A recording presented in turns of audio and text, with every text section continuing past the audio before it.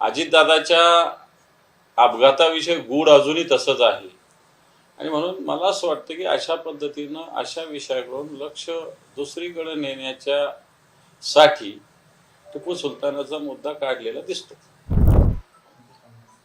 खरं तर चर्चा होऊ शकते, परंतु अशा पद्धतीनं हाणामाऱ्या आणि भारतीय जनता पार्टी जो सत्तेत आहे केंद्रात राज्यात अशा पक्षाच्या कार्यकर्त्यांनी काँग्रेसच्या कार्यालयावर हल्ला करणं चूक आहे. एक, टिपू सुलतानाविषयी एक फोटो लागला मालेगावच्या, त्याच्याहून ही चर्चा चालू आहे.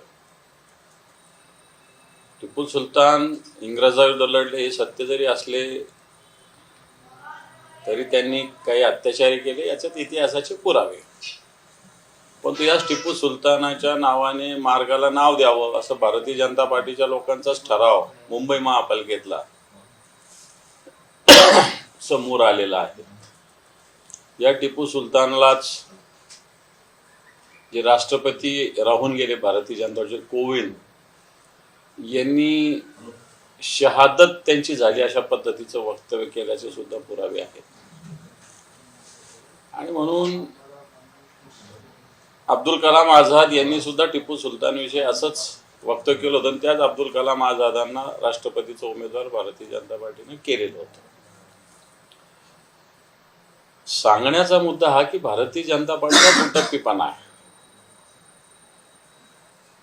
एकीकडे काँग्रेसच्या कार्यालयाला टार्गेट करणं आणि स्वतःच्याच पक्षाच्या लोकांनी काय काय निर्णय घेतले याच्याकडे सारासार दुर्लक्ष करणं, याचाच अर्थ राज्यातील जे मुख्य विषय आहे, देशातील पण असू शकतात, शेतकऱ्यांचे विषय आहे, महागाईचा विषय आहे,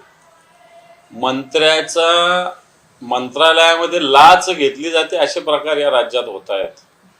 अजितदादाच्या अपघाताविषयी गूढ अजूनही तसंच आहे आणि म्हणून मला असं वाटतं की अशा पद्धतीनं अशा विषयाकडून लक्ष दुसरीकडे नेण्याच्या साठी टिपू सुलतानाचा मुद्दा काढलेला दिसतो.